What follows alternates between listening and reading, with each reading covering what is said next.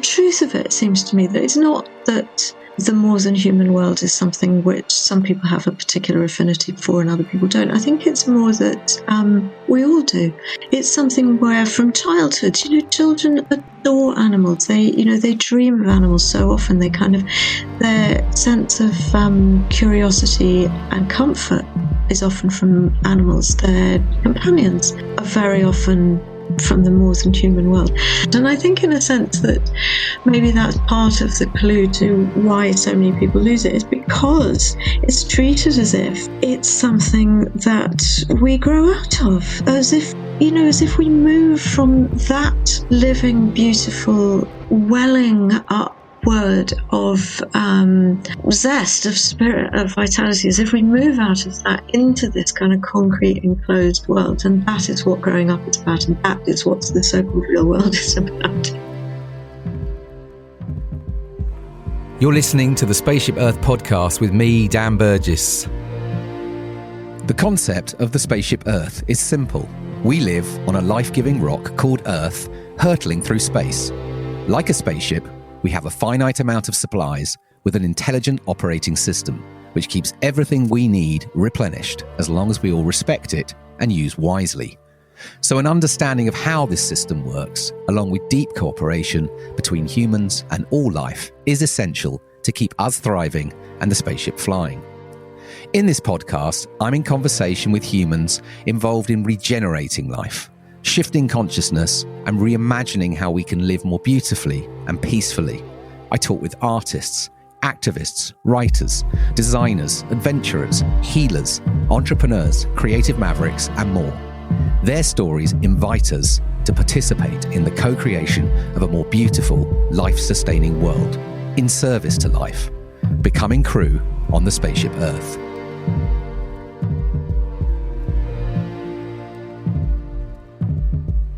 Hello, welcome to the show. This is Dan. Glad you could make it. Good to have you here. In this episode, I'm in conversation with writer and author Jay Griffiths. Now, Jay is an award-winning, critically acclaimed writer of 6 books, I believe, and many essays, and has a new book landing this year, Why Rebel, which was the focus of our conversation. I read the book in the days leading up to it, and I heartily recommend reading this one and sharing widely the magic within it.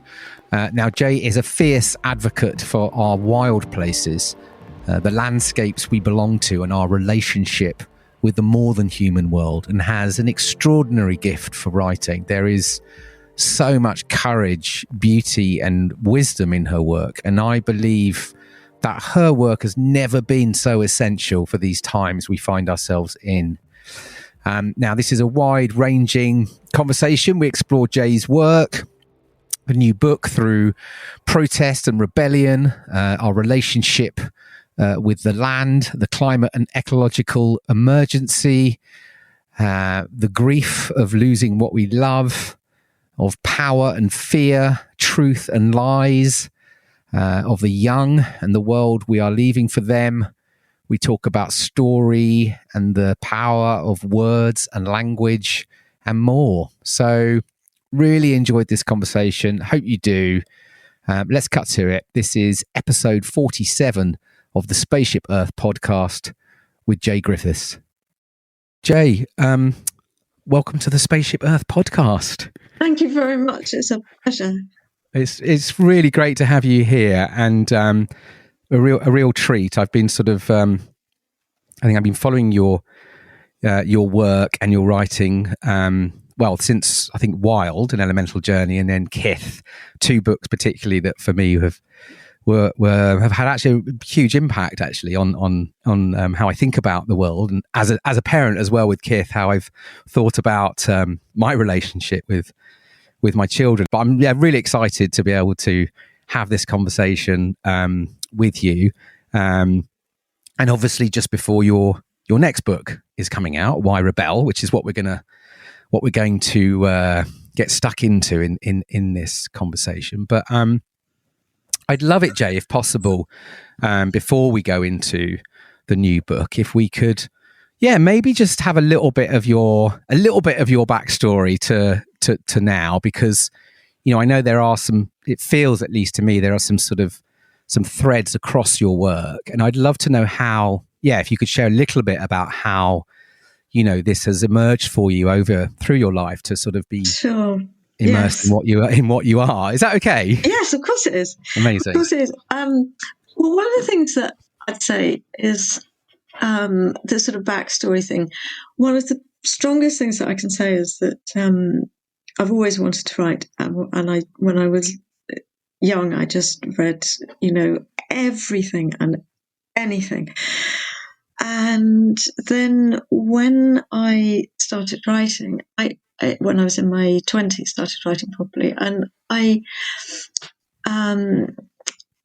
had this vague feeling of kind of, as you say, threads, the things that to me were really kind of alive, things that I was really curious about and wanted to follow. What I didn't realize at the time was what you can realize in a writer's life, and in fact in all lives. But it's very explicit in a writer's life how you start seeing how at 20 you can choose certain themes and ideas. At 30 those same ideas are there, but they're kind of transmuted, or they're the same things played in a different key. So one of the things when I started out is that I was really moved by the road protests. And partly that was because of the necessity to look after these beautiful landscapes that a lot of the roads were going through. But it was also because what I saw in the way that people were protesting was something which was, it was funny, it was fiery, it was also deeply, deeply spiritual, and I really do hate that word, but it was. And it was this kind of pagan, vital, earthy sense of why it all mattered in real depth. And suddenly, for the first time in my life, it was like I saw my politics and my religion in the same place. So that was a very big early thread, and then also Indigenous cultures, because like many people, I've always been fascinated by Indigenous cultures, but I'm very loath to kind of look at them and say, oh, I'm going to take that little jewel and, it's kind of dream catchers and quotes from Chief Seattle, and I'm just going to use it to, like a little salad on the side for the, in the feast of my life. What I felt was that if I or we take from and use from and learn from and take medicine from Indigenous cultures, then we have got to also absolutely recognise the political facts of history, facts of exploitation, the situations that are ongoing now in places like West Papua, where the kind of terrible slow genocide of Indigenous Papuan people, because they live in a land rich with resources, and so companies from the UK and Australia and America are making themselves fat off the resources, and Papuan people are killed for it. And so I think those early kind of things, a sense of politics and protest, but also a sense of the the beauty of it all, the poetry of it all, that Indigenous cultures seem to so effortlessly achieve, something which can be so rich and deep and powerful. And then also for me, I suppose it was that was and am very interested in the idea of freedom, and freedom which can be the kernel of wildness, and why we need wildness, and also freedom in the sense of a refusal to be enclosed in land or in time. So those kinds of feelings, which were yes, as you say, I like that idea of kind of threads in a writer's life, because I suppose those are the things that came together. And you've always had, I guess, which sits under all of this very, very strong connection with the more than human world. So, that's, which I think is, it obviously comes through in a lot of your work, and obviously, when we think of where we are now as a species. Yes. But can you speak a little bit to that? And because I think that so many folks are, I think, because again, it feels like, and again, maybe with indigenous cultures, because there is that obviously very strong understanding of our place within landscapes, but obviously in our sort of modern Western cultures, that's has disappeared for so many. And can you talk a little bit about your own journeying there? I suppose in a way what I feel is that it isn't something that, the truth of it seems to me that it's not that the more than human world is something which some people have a particular affinity for and other people don't. I think it's more that we all do. It's something where from childhood, children adore animals. They dream of animals so often. They kind of, their sense of curiosity and comfort is often from animals. Their companions are very often from the more than human world. And they're kind of first fascinations. It's like, kind of like tiny children in a street will point and say, "Poppy, look." And, even in the most urban of places, we have that from childhood. And I think in a sense that maybe that's part of the clue to why so many people lose it, is because it's treated as if it's something that we grow out of, as if we move from that living, beautiful, welling upward of zest, of spirit, of vitality, as if we move out of that into this kind of concrete enclosed world. And that is what growing up is about, and that is what the so-called real world is about. So in a sense, I'd say I don't think I'm unusual. I just think that maybe I haven't forgotten what we all know, and I'm not alone in that either, am I? No. And we'll dig into some more of that as we go on, because I think there is, it's this, as you say, it's not necessary. It's there, probably within all of us, and it was awake, and maybe that is what some of this is about, is finding ways to sort of awaken that awareness or connection again. But let's look at the new book, because why rebel? And I guess before we get into it, would you be up for just reading a little passage to get us going? Yes, I would. Brilliant. What I will read from is a short piece, which contains the saddest word I know. So I'm afraid we're going to start. We're going to start sad. It is the most tragic word in the English language for me is the word endling. Endling, ENDLING, and what it means is it is the name for the last individual of a species before that species goes extinct. There's the last actual creature from a species, and I wrote this as a letter to an endling, and it is a specific creature, a specific bird, and her name is Essa.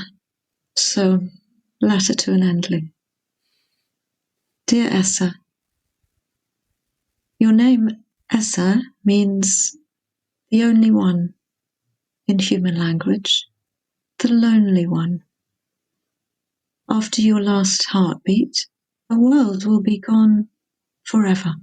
Not, people think, an important one, only yours, but your only world.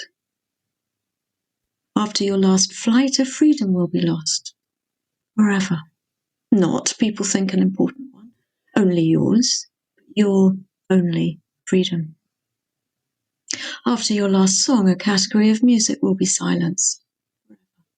Not people think an important one, only yours, but your only song, and the only one you ever wanted to hear sung back to you. For while you live, you can sing your female laughing thrush call all you like, and no male will ever answer you, and you will never know why.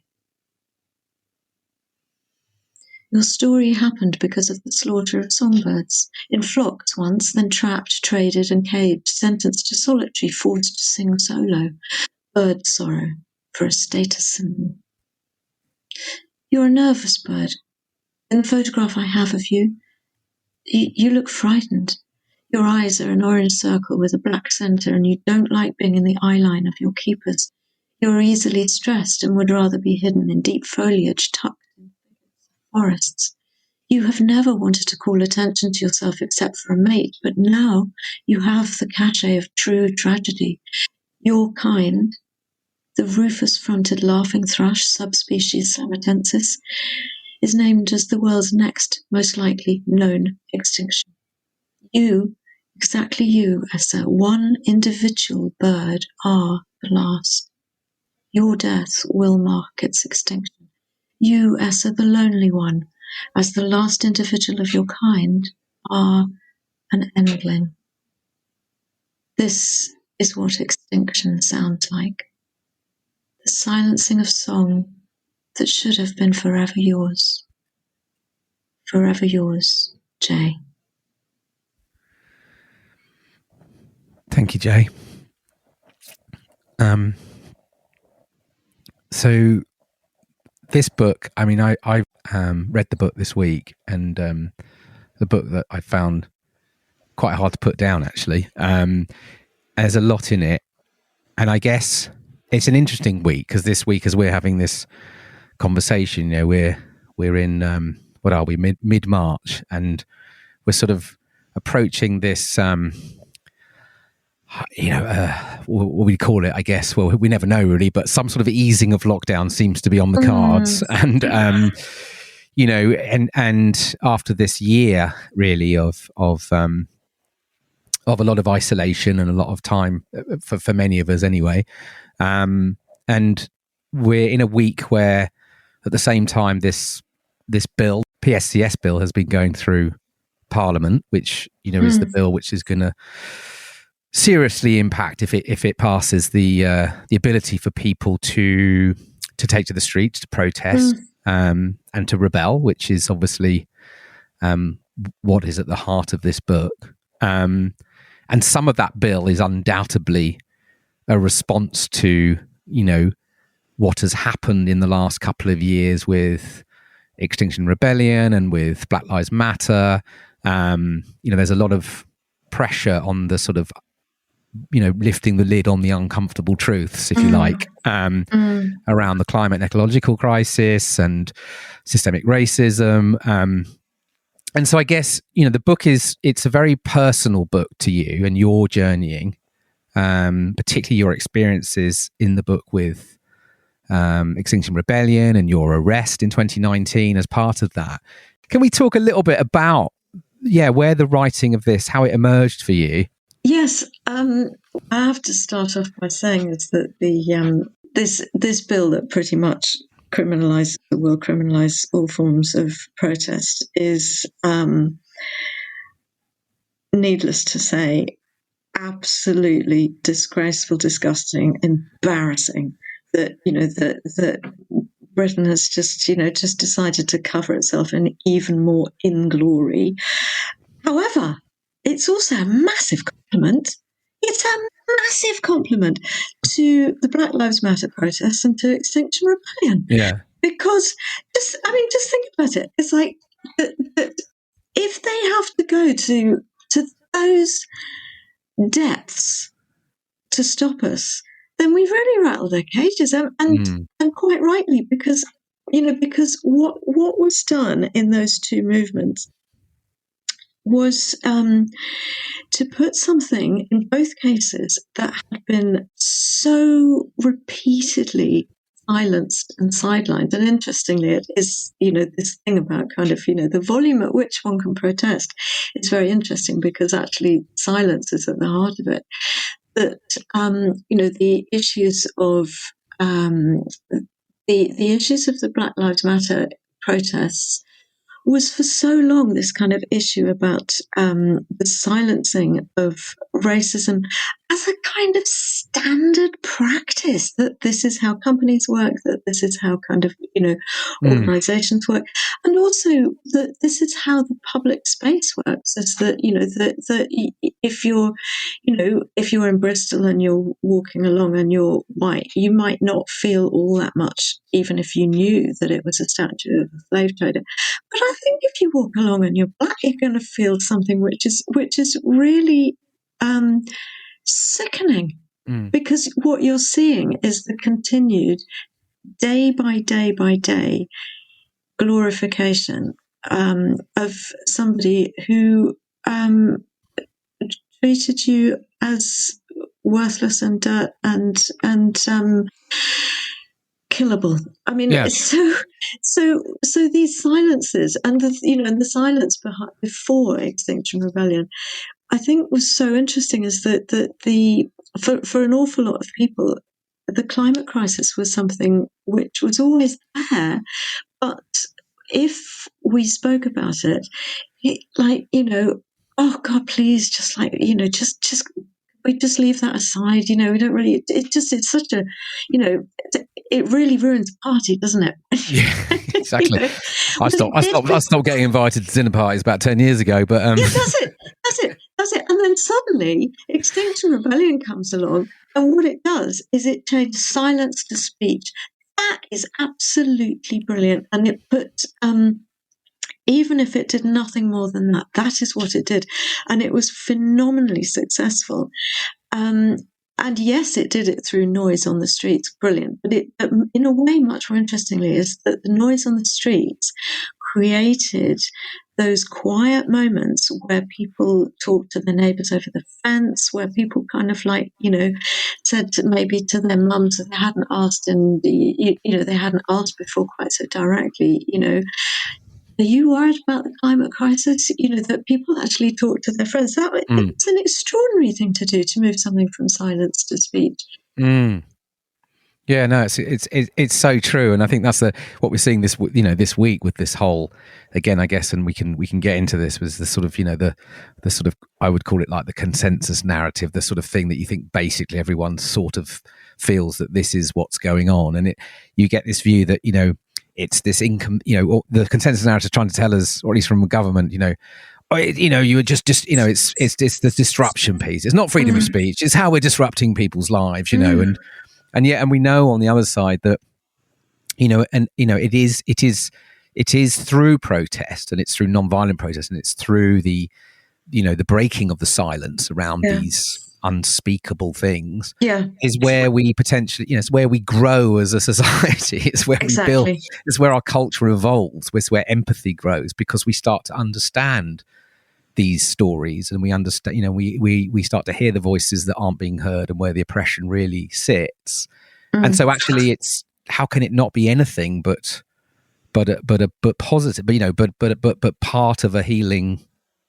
Part of the mix, if you like, of how we develop as sort of empathic creatures, but it's the story is, the narrative says it doesn't want to allow that, and I guess because it reveals so much about, it reveals so much of the oppression and maybe the dark side of the machine that so many of us are unaware of. So it's such a sort of I don't know. There's a lot of complexity, isn't there, to sort of protest, and there's a lot, because it's actually doing so many things, maybe, but it's often seen as very much either, you're either a protester or or you don't do that kind of thing. Whereas actually, it's a critical sort of behaviour for any civilization to evolve. But so just, I mean, let's go back to back to the book. Why now and why rebel and what was? I mean, obviously, I know why now, but you know what I mean. But where the book came from, because you were, it's an extraordinary book, and I mean, it finishes with you in a prison cell, and then in a court, but it weaves through a whole journey of a view of a system, a view of the natural world. There's so much in it. Can you share a little bit of the process of this book? It was what it was that I really love essays. I love writing them, and it was the wanting to put together a book of essays which each part of it would reflect on the whole. So so it was kind of like a prism or something where you had different facets in it, but they were all about the kind of the central thing, which is life and the necessity to love it and defend it, and also to be. This is a word that I often used to use for my own feeling about my work, and I never heard it used as in the same way until I was part of Extinction Rebellion, when I heard this term all the time, which is service, which is being in service, because I felt like that for a long time with my writing, is that I'm in service to something. And in Extinction Rebellion, I heard that word everywhere, and it's that term, and it's a very, it's kind of like honor and chivalry. These very ancient ideas of ways of relating to this earth that is mother to us all. It was also in a very practical way. It was that I had a friend who went to a festival about, when it would have been, maybe 3 years ago, I think. And she came back from this festival and she had this tatty little leaflet in her hand. And she said, "Jay, I met a friend of yours at a festival." And he said, "Please give Jay this leaflet. She will love it." And it was just 2 words at the top, and it said Extinction Rebellion. And I just went, oh my God, I could feel this absolute tingle in me of like, this is the time, in a way. I think, for me, as many, many people feel, this is the time when we don't say, "Oh, what a shame. Oh, how sad. Oh, how sad that something else has gone extinct. Oh dear, what a pity. It's going to be kind of, we're going to have a climate crisis, which is going to force starvation on some of the poorest millions of people in the world. What a shame. But what's on telly and what's for dinner?" It's like, there's a bit where you just want to slam your hand on the table and say, fuck it, it's not okay. It's absolutely not okay.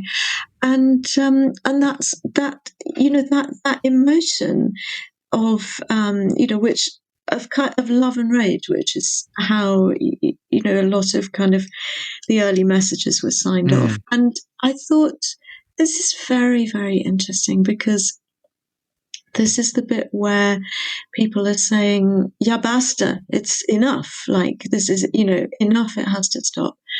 And here's the line, and we will put ourselves on the line for this, and that it is these qualities of knowledge, understanding, devotion, service, and fury, but disciplined fury, which is the other thing that I do really so admire about what Extinction Rebellion has done, is to put together a kind of a code of behaviour whereby the kind of sense of self-discipline and collective self-discipline is incredibly strong. I mean, that within any protest movement, that's a phenomenal achievement. I mean, that and getting compost toilets together within 20 minutes of taking Oxford Circus. I mean, and the loo paper never ran out. I was there from the very beginning to the very That's a sign of a protest movement. Yeah, well done. That is the sign. I mean, the police were saying that's resilience. That's the resilience. Yes, exactly. The police were saying it right from the beginning at Oxford Circus. They were just saying, "God, I hand it to you. You know, you guys have kind of got the organisation just absolutely perfect." Yeah, I mean, it's that was so. This was really 2019, wasn't it? When this all exploded, really. It actually began in End of 2018. October 2018, didn't it? So yeah. And then April 2019 was the Easter, The April, the lovely sunny Easter pink boat time. Yes, yes, exactly. Which and so you ended up as part of that. I mean, that's when you ended up getting arrested, didn't you? On that, during that. Well, I'd like to correct you. I didn't end up getting arrested. Right. I spent 5 days trying. Please arrest me. I did. Seriously. I was absolutely adamant. I wasn't going to get arrested accidentally if I could help it. I was very unlikely to get arrested accidentally, but I was trying really, really, really hard. And it took 5 days, and in the end it did so. And we'll dig into that, because I guess one of the things that when I think of now, I think of because it's like all these things when you're in the moment. I remember 2019 just being this extraordinary year of action. As someone that's sort of been in my own way exploring my own efforts into engaging with climate and ecological issues over the last decade. Until the sort of school strikes and Extinction Rebellion popped up at the end of 2018, start of 2019, I'd kind of I was starting to withdraw, I think, because I just couldn't see any way that these issues were going to get the kind of engagement that was needed. And then, of course, 2019 was this whole flurry of things. It was one after the other, and it went all the way through the year, and then September and the global strikes, and then the October rebellion, and I remember, and when you're in these situations, you sort of you have a sense, you start to sense that you sense something shifting, and you're sensing these things, but you also I don't know. I guess it's only with perspective when we look back, we recognize again maybe that I don't know how I look at it. I think, oh God, what was I thinking? I really thought this was it. It was gonna, suddenly everything was going to change, and yet the system still rejects the meaningful action. We declare a climate. No amazing things occurred. So it's in one sense, again, you had a government in the UK, who declared a climate emergency. Well, that wouldn't have happened without protest, right? Yeah.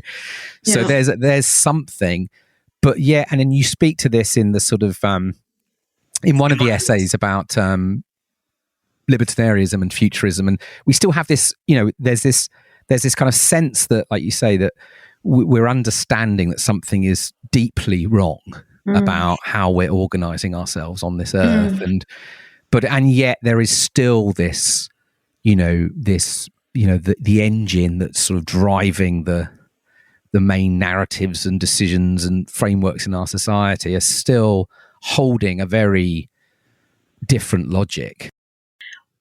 When I was writing about fascism and the rise of fascism, what I was trying to look at was how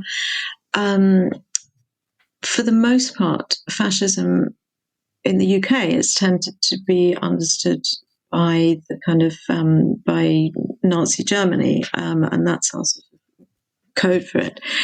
But not code, our sort of immediate, quick example.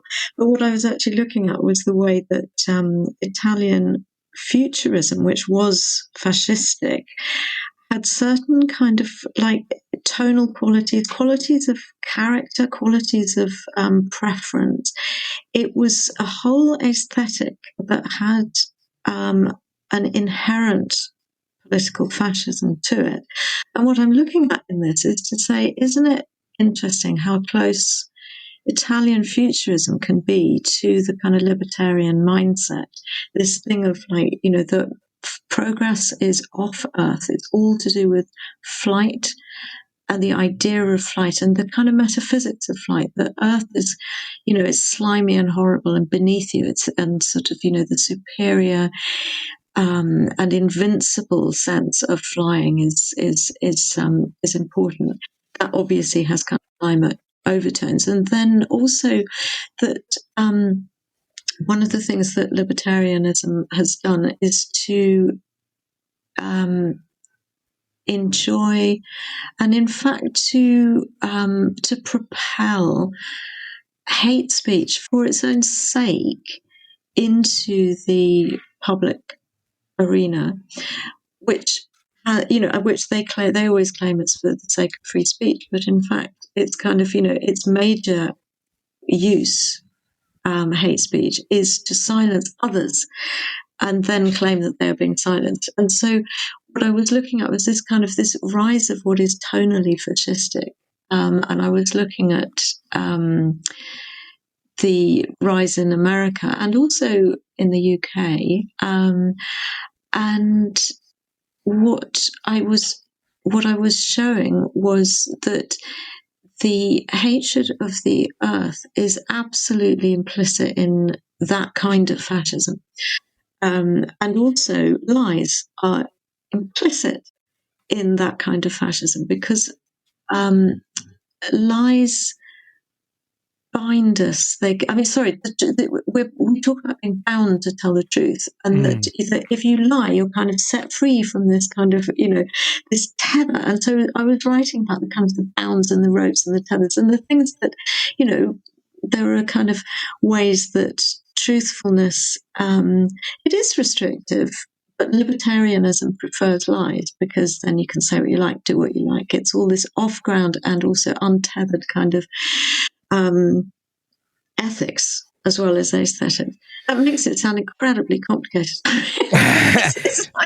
No, but and I think that the lies and the truth piece again is like watching. So I think of this as I've sort of seen this as as a dad watching this play out over the last few years with youngish kids, and seeing how we have leaders, these people in power who lie, just lie, and then when you as a child, you're again, I mean, you I think you frame this in the book as truth is central to ordinary decent human values, I think, as you say it, and it is, as kids, telling the truth and being, it's a big deal, it's like it's how we sort of create how do we create trust, right? I guess they're the same word, right? But it's and so when you take something like truth and it becomes, therefore, your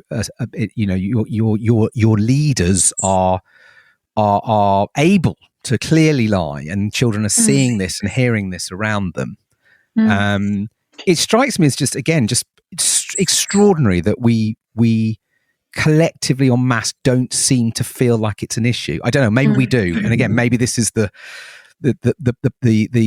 cunningness of the system, but it is bonkers to me that truth, that lying has become acceptable, let's say. It's unbelievably dangerous. It's that because what you do is that you seize power over other people, because you're lying and they don't know. But it's like when you've got rulers like Trump and Johnson who lie routinely, is that one of the things that it does is it elicits in people a kind of, a very dangerous apathy, which is to say, or cynicism, which promotes apathy, to say, well, they're politicians, they always lie. And it's not true. It's not true, but what it does is that absolutely benefits those politicians who do lie. And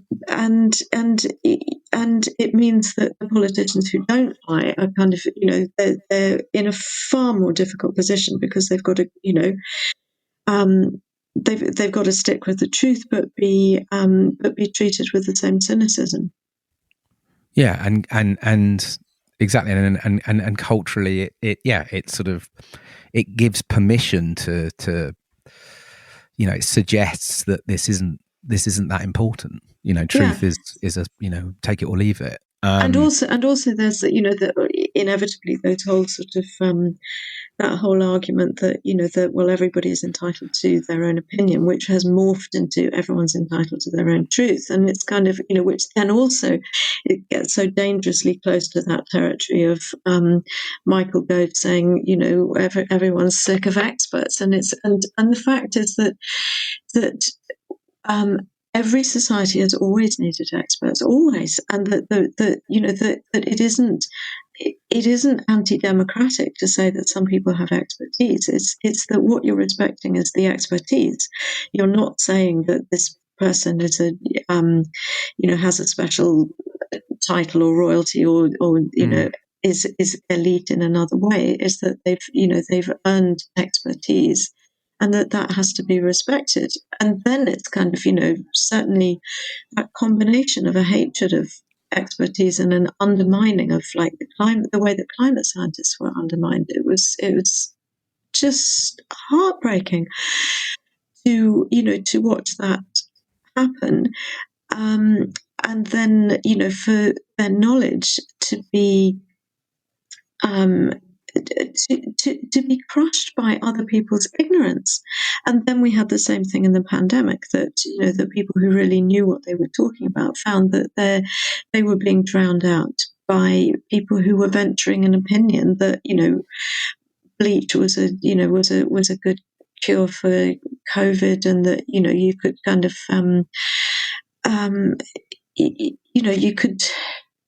you could find if somebody has antibodies by dowsing and things like this, and it's actually very dangerous. And it's sort of it's as if what we're having to look at is a defense of the environment, the ecological world, and at the same time, actually a defense of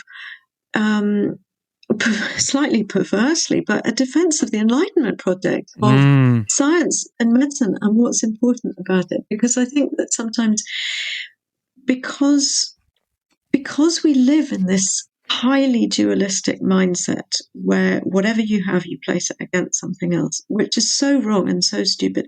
But we do live in a very dualistic history going back thousands of years.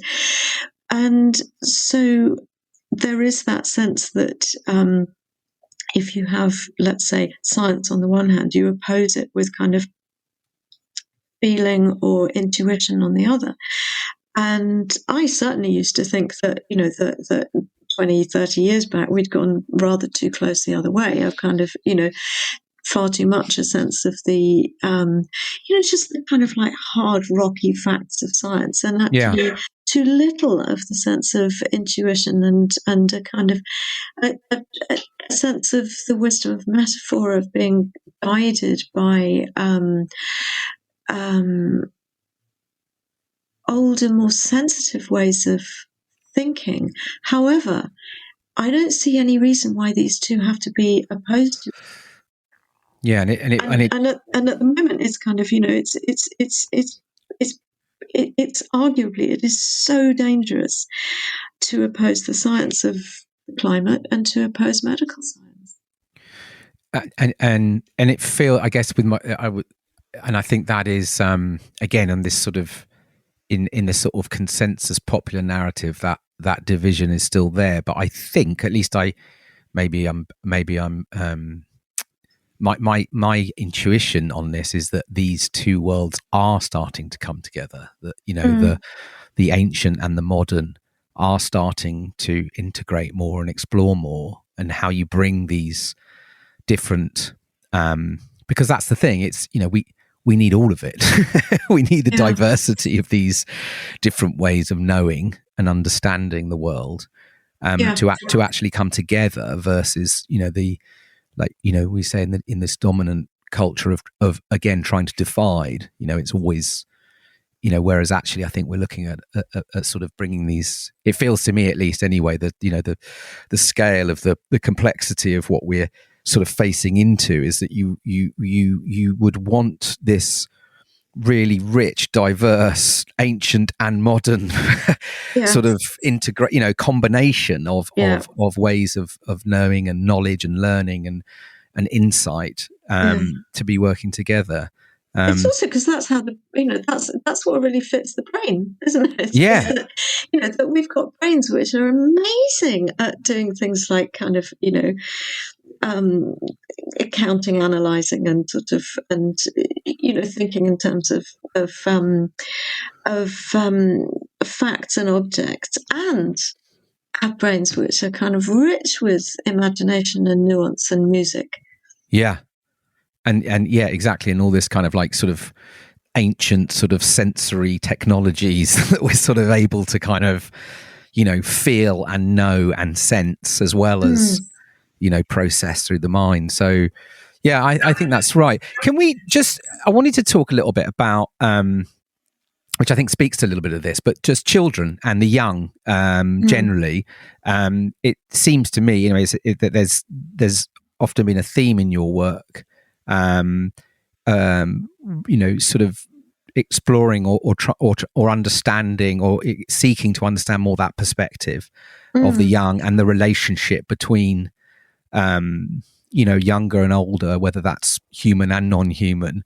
And you've spent a lot of time observing indigenous cultures and their relationships with children and the non-human world. And you mention, you talk of the young quite a bit in Why Rebel, and there's this line that you say, like, each generation is given two things. One is the gift of the world, and the other is the duty of keeping it safe for those to come. And you say the contract is broken and it's happening in our watch. But when I sort of look at all these different, these different crises that we're, that are everywhere and they're interconnected, it feels to me more often than not now, it's the young that are trying to raise the alarm bells.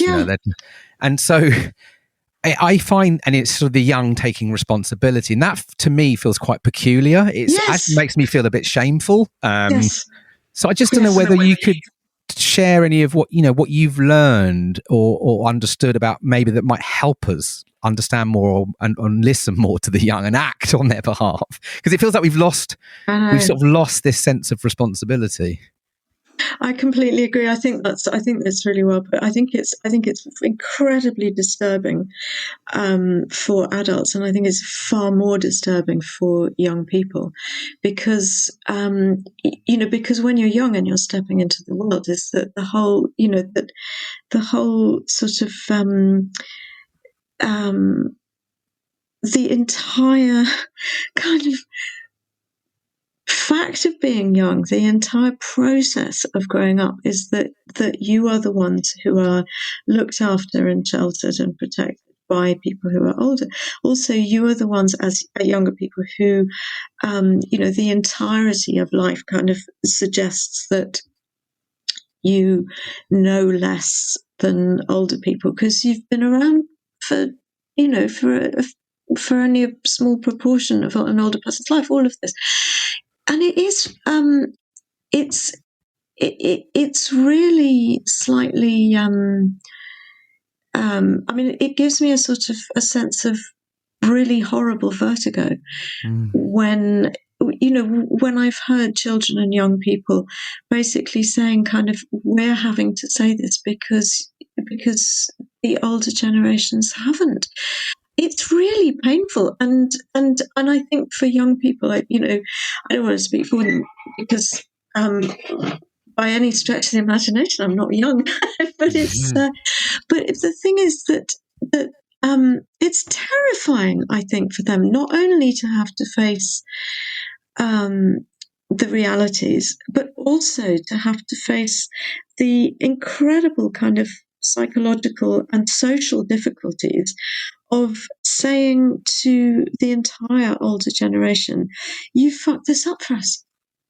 Well, that's a really big thing for young people to have to say, and to have to think about, when the bulk of what they're having to navigate I mean, personally, I find it heartbreaking. I know enough kids, and I love kids in general enough I find it absolutely heartbreaking that they have to pay for an education in a way that puts them financially, in debt for decades.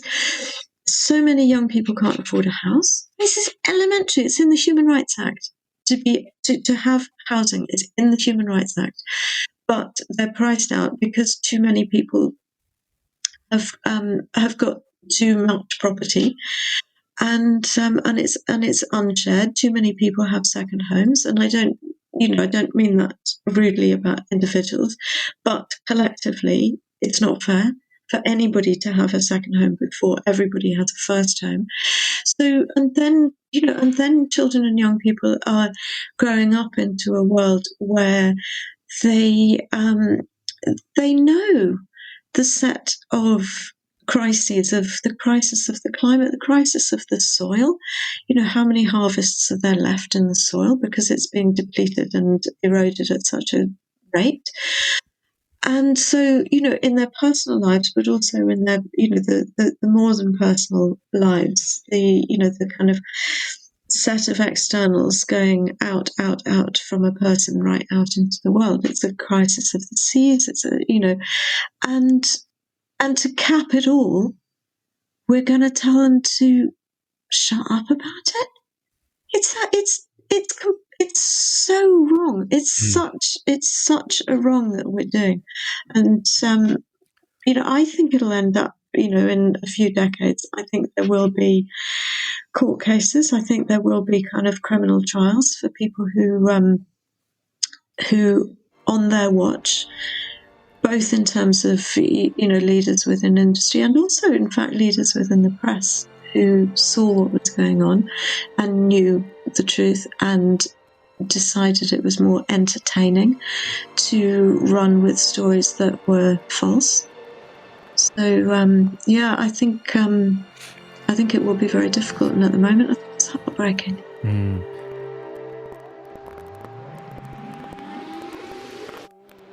We live on a life-giving rock called Earth, hurtling through space. How bonkers is that? You're listening to the Spaceship Earth podcast.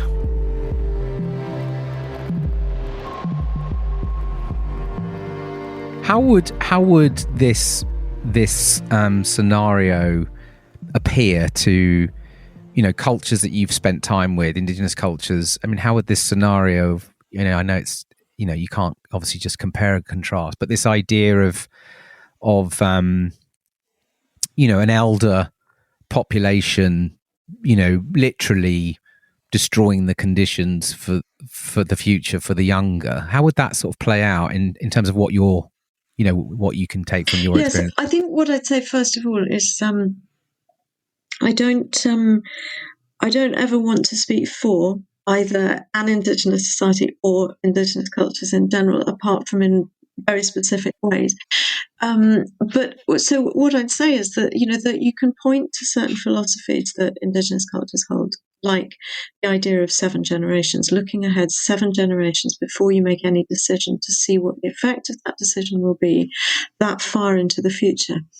There's also the kind of the famous idea of who speaks for wolf, that in Native American culture, and you can bet your bottom dollar it wouldn't have been only in Native American cultures, but just everywhere, is that sense of who speaks for this animal, that animal, this bird, that, this rock, that river, because in that beautiful word, to be not just democratic, but ecocratic, that it's necessary to think of the personhood of everyone and everything involved.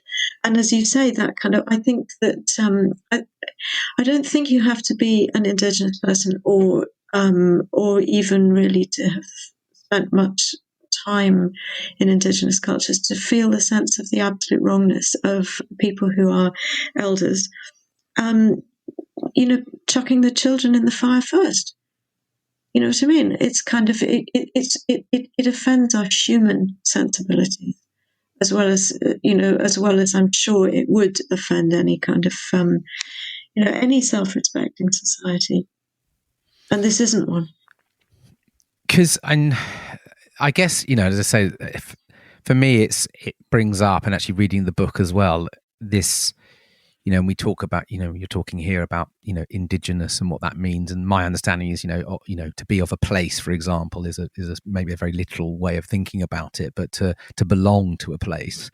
And I when I look to, my own experiences of growing up in this country, in England, and I've found it very disorienting, as I've got older and I look back, I'm making more sense of my life as as one thing I'm finding as I'm getting older, I can make more sense of what came, hurrah at last.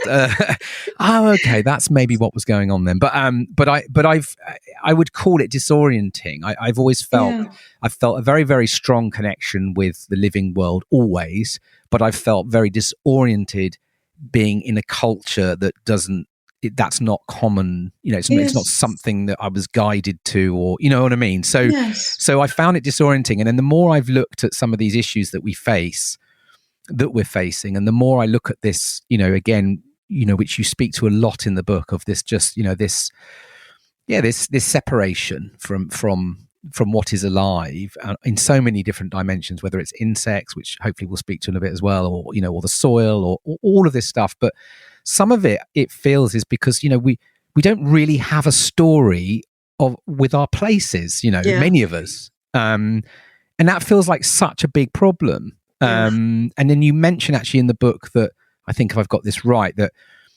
places like Wales, Scotland, Ireland, and Cornwall, for example, feel much more connected to place. Can we just explore that a little bit? I mean, some of this is like really, it's kind of bitter ancient politics, which is that the laws of the enclosures cancelled the commons. So for so many years, people could feel that they might have their own small patch, which was like virtually a kind of self-sufficient peasant in the best sense of the word, and also access to a commons. That gives you a kind of, a collective sense. It also gives you an economic wherewithal for a certain amount of self-sufficiency and therefore political freedom.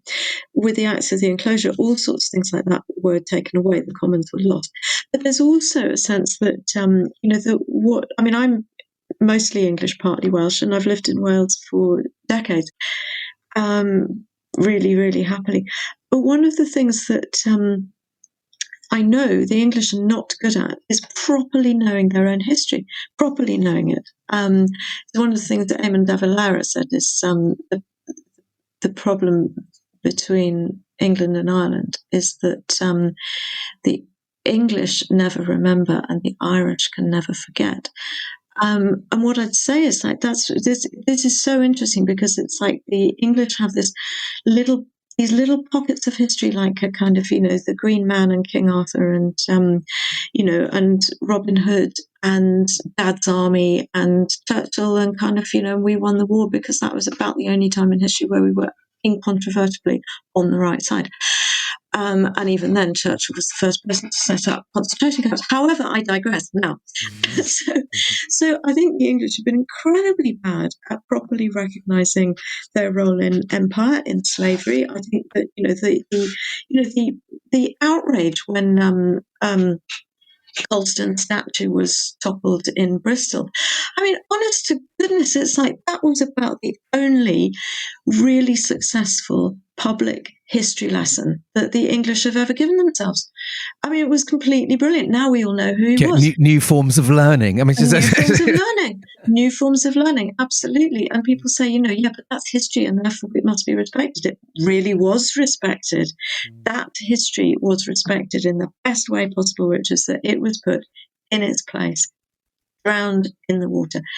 Anyway, I digress again, it seems to me. So, but one of the aspects of English history that is not enough, I think, understood by the English is that its first colonies were Wales, Ireland, Scotland, Cornwall, and these, the Celtic fringes have kept up a much, much more different sense of I would say, partly belonging to a landscape that more than I think that a lot of people can in England, because land ownership is has been different. But it's also that that the stories and the languages that are kept go with the land. That the ancient stories go with the place. Across the kind of Celtic fringes, and I think that that's not so much the case in England, but it's more a sort of sense of that I feel a bit like there's a sort of there's a kind of moral dimension, which is that it's almost like you can't have everything, and if you want, as a nation, as the English have wanted to colonize other countries, and then feel that they can be kind of somehow welcomed by the spirits of the land, it kind of doesn't quite work like that.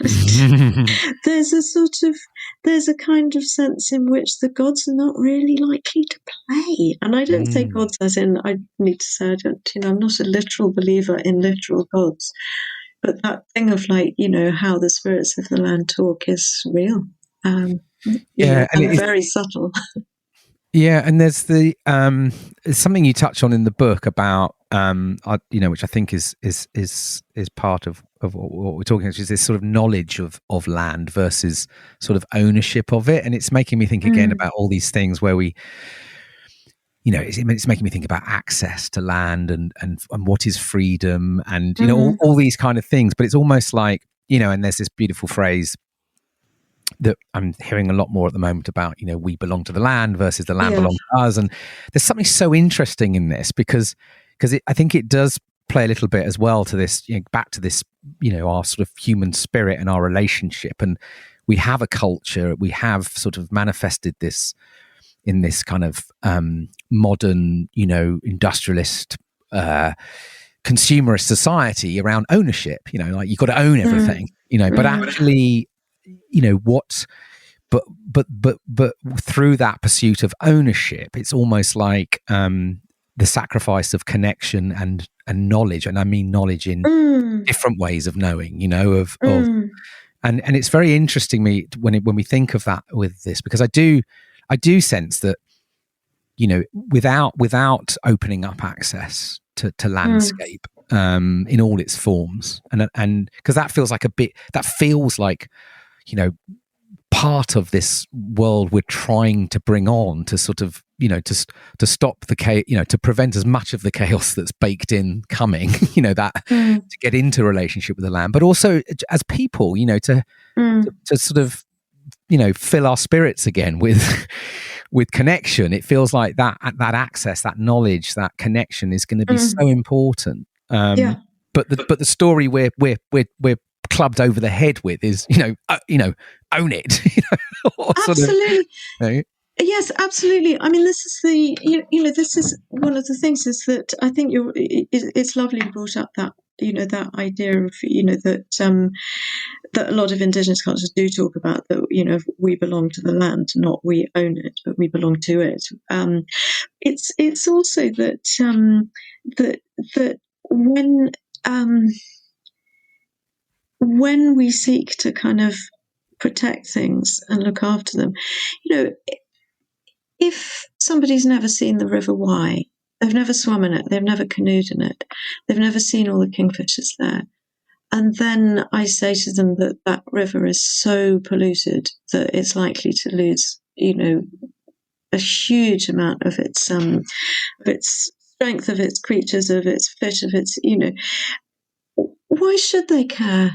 And I kind of get that. It's like, because if they don't know it, they haven't seen it, they haven't canoed it, and they don't have any other river which they've known and loved, it is really hard, because these things are kind of this strange, abstract sort of, hobbies that somebody else can kind of, take up.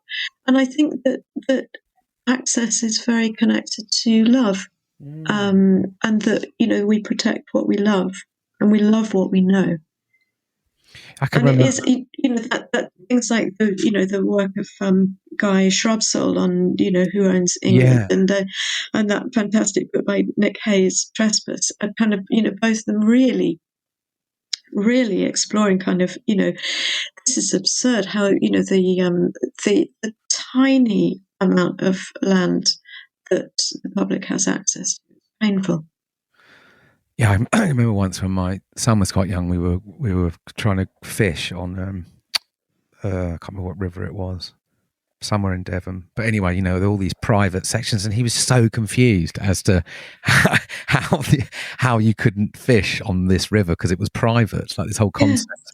And yeah, and it does feel, again, these things which feel separate, feel different, like access to land, but it feels so much. These things feel so important in this time, and how yeah, we evolve, because without this access, and therefore this connection, and as you say, without then forming that relationship, yeah. and what that and what that leads us to in these times, it feels a big part of the puzzle. Can we talk about insects? Yes, let's. And you would you be able to read something? Yes, I will. It's yes, it's from an essay about insects. Imagine if our food were brought to us by dedicated and almost invisible angels. Imagine them flying effortless and iridescent, with a beauty more extraordinary than any artifice can ever replicate. Imagine if those mysterious beings worked freely to keep alive almost the entire living world, including birds, animals, and ourselves, offering us a myriad of flowers, the feast on feast of exuberant life. Imagine if these angels also gently and tactfully disposed of the dead, unobtrusively cleaning corpses, tucking the dead back into a deep bed of earth. Quiet and kind, these angels removed dead creatures by increments, and without them, we would wade through corpses with every step we took. They do not take the title of angels. Being by nature bashful and unassuming, they go by other names: firefly, bee, ant, caddisfly. I wish that everyone who says they believe in angels would actually believe in insects. A secret commonwealth, the insect realm encompasses more species than we have identified. The insects hallowed be thy names, some of which are pure poetry.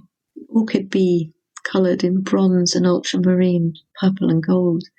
The ladybird, the glass-winged butterfly, the emerald swallowtail. Hidden in their very tininess, they are together a gigantic collective of goodness, dancing in constant attendance to living things. The insects pollinate 3/4 of our food crop and 80% of wild flowering plants, and keep the soil healthy, recycling nutrients. From their actions flow the countless forms of life, from the apple blossom to bread and roses and the silver salmon, indeed everything that has ever flowered and ever will. Imagining a world without wings fills me with inconsolable sorrow. A wren, hungry and songless, a swift dropping to its death, the air emptied of life. Without insects and birds, we rob ourselves of all that flight represents: the wings of mind, the flight of imagination, that mother of empathy.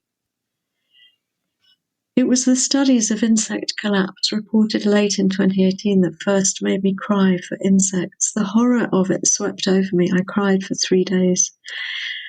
I hate all kinds of bullying, and the fact that the insects are the tiniest creatures bullied by humans acting as monsters gave the facts an edge of very personal pain. It was, of course, infinitely more than this. I saw in one awful moment a vision of a desolated world, a devastated wasteland. Writers sometimes tell their readers when they struggle for words, when they experience writer's block, or when their psyches demand a fallow period. That admission is, I think, a touching one, a truth so precious that I do not use it lightly. But I use it now. The magnitude of this situation silences me. The words I lean to are not enough. Tears, maybe. The raw scream of rage and pity, perhaps. But what words do you suggest I use here? Annihilation, the end of worlds, the last generation, absolute apocalypse. What expresses it sufficiently? And a savage anger overcomes me. This is not a game. Nature is not a hobby. I don't want to be lyrical now. I just want to swear. The collective stupidity renders all my craft useless. What writer's art can ever convey the vast, deadly, and deliberate slaughter, with all its consequences that are, in sum of it all, the everything? Where to go with this gigantic stupidity? What the fuck did we think we were doing? Why the fuck are we still doing it? Industrial scale intensive agriculture is killing ecosystems by killing the insects.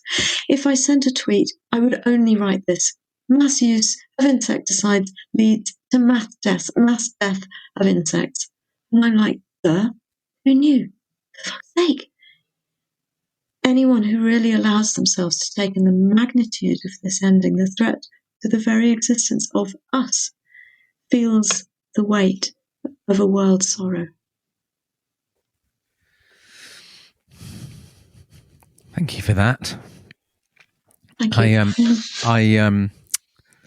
I don't know why, but I've got this thing in my head. I've got this image of going into the garden centre down the road where I live, and there's all, on one side you've got all this kind of like organic produce and crafty things and lovely, and then you go and there's a massive sort of display of Roundup and then insecticides and pest sprays and everything, and again, this is what I struggle with. Yes. And there's a phrase. There's something you say in the book. You say technology has turned us into kings, but intelligent ethics has not kept pace, and humanity itself will suffer from this self-wounding. The insect it's a big theme in the book, and obviously you've spoken to it through that passage. But what is it that's, because for me, again, when I try and figure out why we have this relationship, or why do we have this such destructive view of, why do we continue to destroy, again, when we know all these things are being published in the media all the time, Insectageddon or whatever it was last, yes. But yet we still continue. And where does that come? Does that story of insects as pests and this story of controlling and, this desire to sort of have this control over life, I think. But I don't know where I'm going with this. I find this again very disorienting and confusing. I was chatting to my children recently because I was born in the 70s. I remember the moth clouds, the windscreens of, the moths being, just we're going through whole snowstorms of them in the summer in my mum's car. I remember that. I remember witnessing that, and I've seen that decline happen just with that species.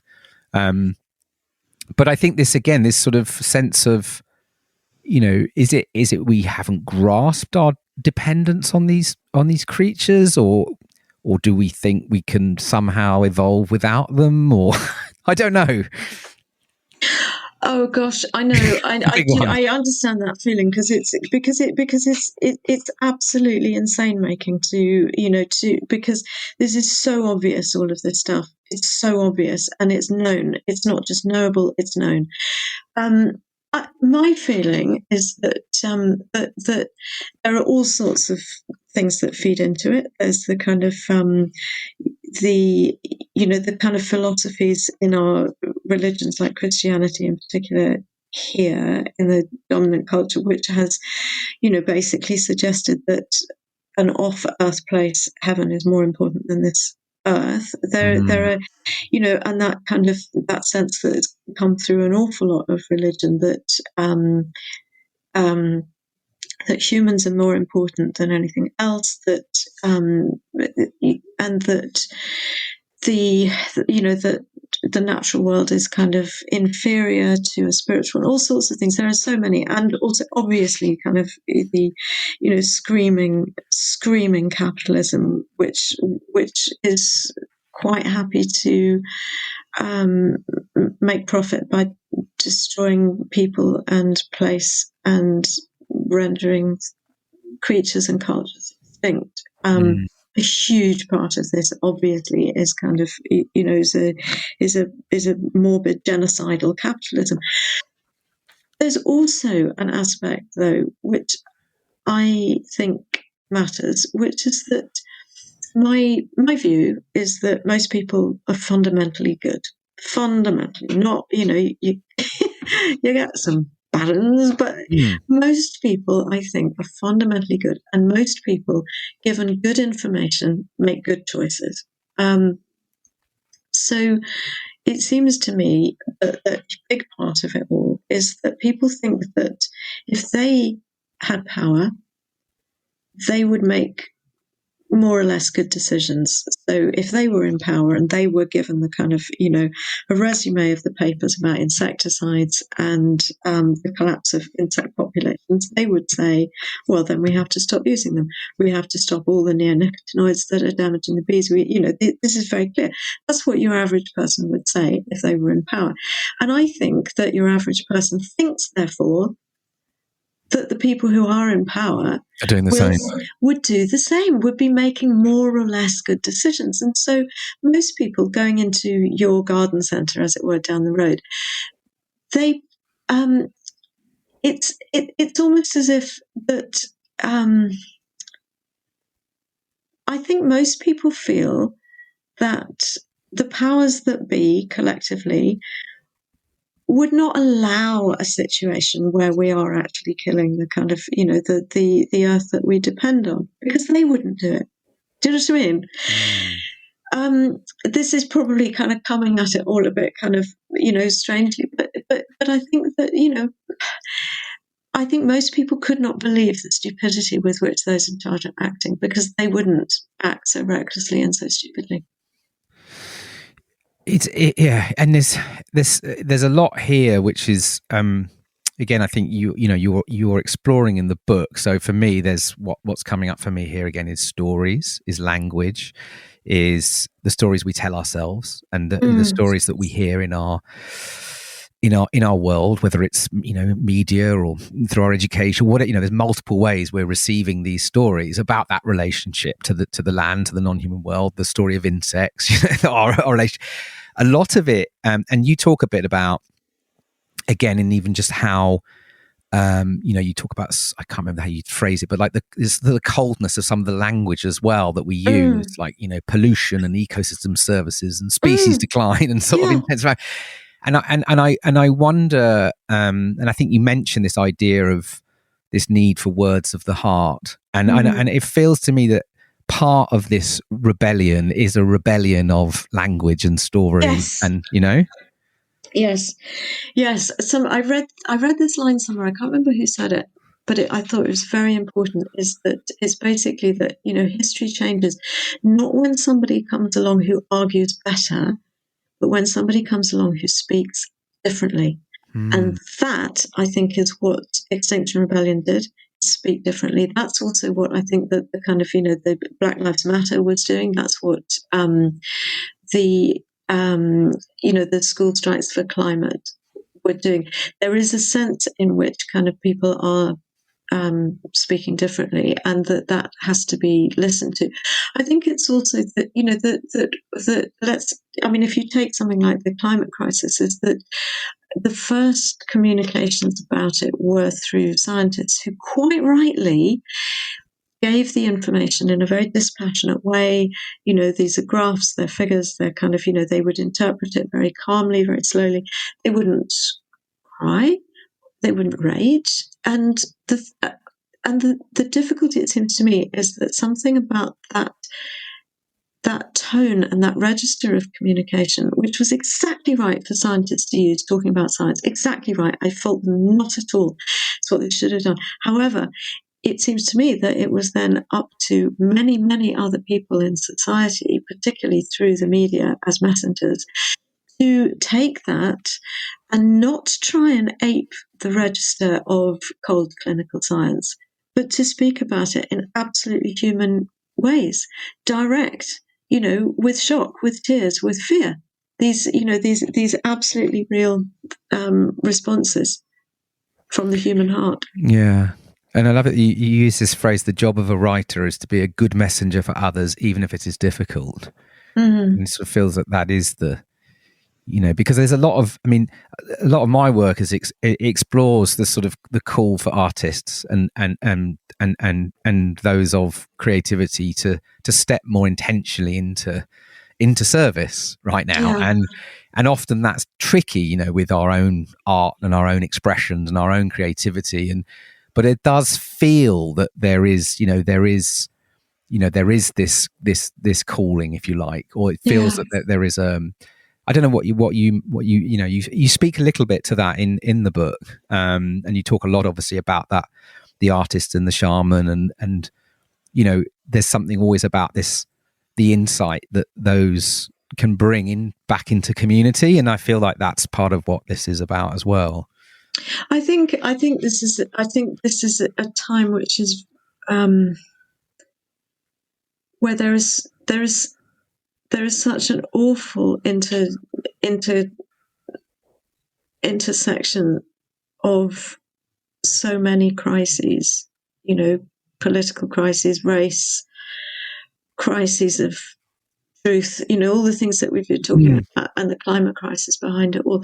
That I think I think that sort of idea of kind of, sort of art for art's sake, as it were, is not really possible because it's no longer true to the situation that we're in.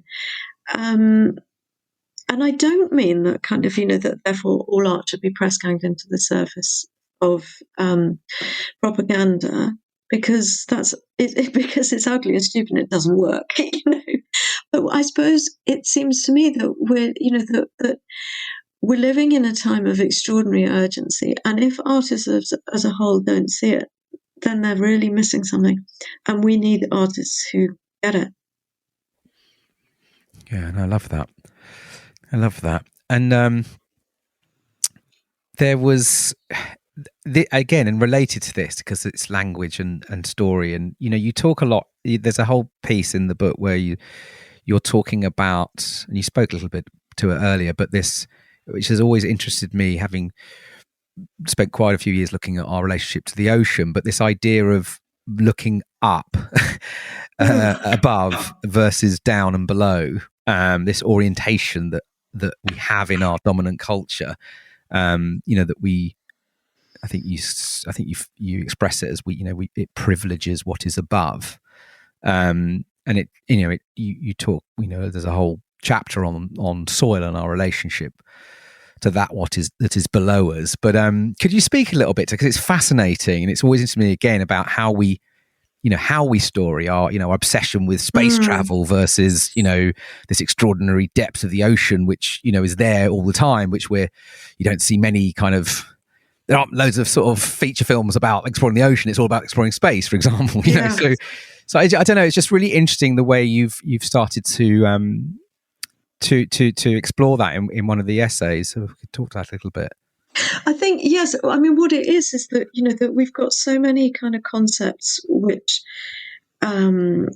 put, like Your Royal Highness, that heaven is above, that that if something is beneath your attention, it's below you. That there's an incredible sense that up is good and down is bad, to be very simplistic, but it is deep within our language and deep within our kind of cultural roots. And to one of the things, yes, in that essay was that it's an essay about the soil and the earth and the importance of it, because that's where life comes from. It's just kind of like rolls and rolls and rolls around, because all the kind of like tiny little mites and creatures and insects and what have you in the soil are all doing their stuff, and they are creating everlasting life. There they are down there actually doing it, and the worms, the holy, holy worms, creating soil in which you can plant your potatoes, from which you can make your chips.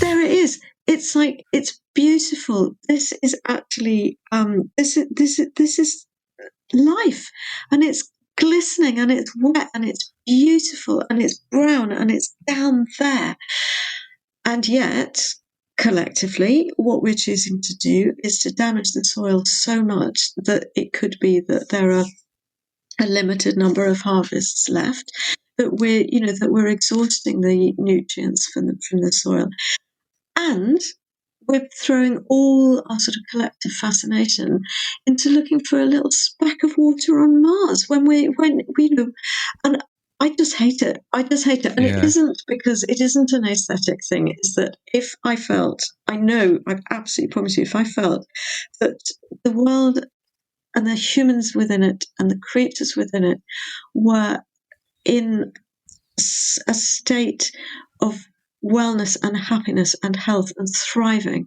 cultures, languages, creatures, and then somebody said, hey, how about we try and find out what's going on in the rest of the solar system? I bet you I would be just like right up there saying, hey, Yeah. Yeah. Well, it's like, I mean, the soil stuff is, and again, it says there was a line you wrote, soil turns past into future, turns age into youth. I absolutely love that. And, but there's something, as I said, and you spoke to that, for some, scientists say somewhere between 40 and 60 harvests left, I think, isn't it? Or something like that at our current rate of soil destruction. But then the figures are very disputed, but the point is that the questions are rightly being posed. How limited are they? Yeah. And again, with that word thing, I think you mentioned the, humus, humility, humble. Yes. That's they're all connected. All right. Those words. Yes. And I think that whole piece, I was amazed about the, what was it? The insight that was it Cleopatra was made that so the worm was sacred and death to people that messed with the worms. Yes, it's good for her. I know how far we've come though, right? From that being, now it's protest, right? It's death to the protesters. Protesters trying to protect the worms. We're now getting locked up, but I mean, there's so much in here, and I think another thing that I've been hearing a lot has been sort of cropping up for me, and you write about it in the book, is this stories of consequence or lack, that we have a lack of those stories again in our modern culture, and speak a bit of moral imagination, and you say to be fully human is to know or to see the consequence of what you do, and that feels, again, at least to me, as such a vital shift, because we see it every day. And it's nobody's fault, but we're at, because we're so integrated into this way of being, but we are just causing consequences every move, left, right, and centre, but we don't see them. So, the book finishes with an essay which recalls the what is it? Is it testimony? Was it called when you were in court, right? I can't think of the word. Your trial. I was on trial, and it was my statement to the court. Yeah, and which sort of takes you full circle, really, I guess. And what I was struck by with that was so much of it, but just the response of the judge. Yes, I made a judge cry. Yeah, amazing. Awesome. Do you want to read something from that? I will read from my statement to the court.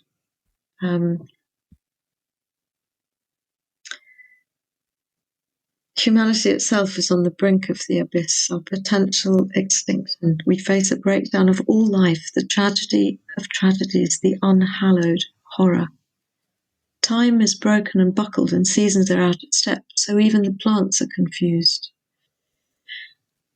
We are nature, and it is us, and the extinction of the living world is our suicide.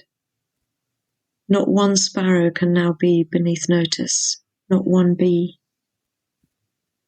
Only when it is dark enough can you see the stars, and they're lining up now to write rebellion across the skies. There is no choice. This is a rebellion for the young people and for the grandmothers. This is for the turtle and the salamander, the dugong and the dove. It is for the finned, furry and feathered ones, the ones who scamper and swim, the chattering, chirping and hooting ones. The world's resources are being seized faster than the natural world can replenish them. The climate crisis means the future will pay dearly for the actions of the present. Children can do the maths on this and know they are being sent the bill. And the young are in rebellion now, because they are the touchstone of nations carrying the moral authority of innocence, because they are young enough to know cheating is wrong and old enough to see they have been cheated of their safety, their dreams, and their future. Because they are young enough to be awed by the magic of living creatures and old enough to be heartbroken by their slaughter. Because they are young enough to know it's wrong to lie and old enough to use the right words. This is an emergency. Worldwide, the heaviest emissions have been produced by the richest nations, while the heaviest consequences are being felt by the poorest. The few have sown the wind and are forcing the many to reap the whirlwind. Extinction Rebellion's vision is a politics of kindness. Its vision depends on values that are the most ordinary and therefore the most precious: honesty, decency, fairness, and care. This vision has a map. It is the map of the human heart, believing in unflinching truth, reckless beauty, and audacious love, knowing that life is worth more than money, and that there is nothing greater, nothing more important, nothing more sacred than protecting the spirit deep within all life. XR has a rallying cry. This is life in rebellion for life.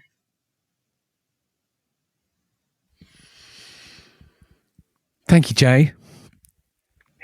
My pleasure. Yeah, there's so much there. Thank you for writing this book, and it's a stunning collection of writing, and I love the way also it fits in my pocket. It's a lovely book. It's one you can just take with you. Thank you so much for being so appreciative. No, really good. So I finish. You speak of metaphors in the book, and I've been fascinated with the spaceship Earth metaphor for many years, and was an inspiration for starting this podcast. And so I always ask this question at the end: this idea of becoming crew on the spaceship Earth at this moment. Like, what does that speak to you right now? Being willing not to put yourself first, I guess. This is an age which has encouraged us all to put ourselves first, and actually we can't. That we have to be part of the crew. And we have to do something rather than nothing. Lovely. Thank you. I wish you well with the book this year. Thank you so much for your time. Pleasure. And yes, we'll be in touch. Lovely. So I hope you enjoyed that conversation with Jay. A remarkable human being, Jay. And yes, so much in this book, Why Rebel, that speaks to these times. I'm really left with this feeling of the need for courage to speak up, the need for care in the language, words and story that come from my mouth, of responsibility to the young. And it's making me want to commit to regenerating what I can of the soil and insects and life in my little patch of the spaceship Earth. So do check out the book. Do check out Jay's work if you're not familiar with it. I absolutely guarantee you won't be disappointed. If you like what you're hearing with this podcast, please do share it. Give us a review or a rating. On Apple, it will take like 30, 60 seconds. It really helps more folks find the show, and it's lovely to get some feedback. So do get in touch with any feedback or questions. It's amazing to hear from you. If you want to know more on what's coming up with the podcast, other writing, sign up to the monthly newsletter via thespaceship.earth. I'm going to play out with a track. It's by the Waterboys. It was recorded in the process of making the epic album This Is the Sea, which was released in 1985, though it didn't actually make it onto that album, but was released as part of the remastered version in 2004. It's called The Waves. Until next time, peace and out.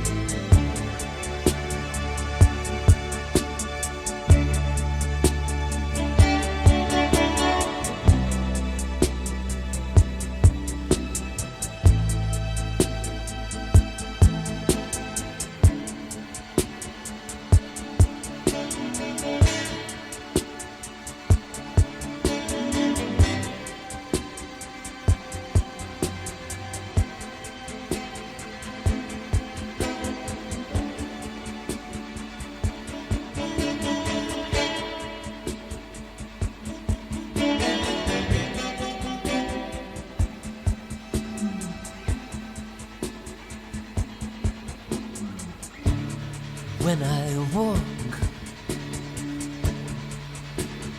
barefoot on the soil in the morning. I can feel the heartbeat of the earth under my feet. And when I climb high among the hills, schooled in wonder. I can feel the hurtling and the moving of the soul of the world as it speaks to me. And when I fall into illusion's arms, even under darkness, still I feel the power of the unquenchable light as it holds me. And when I die, I'm going back over. I'm going back over in the boxcar of my soul to the high, far summer lands where I began, where I began.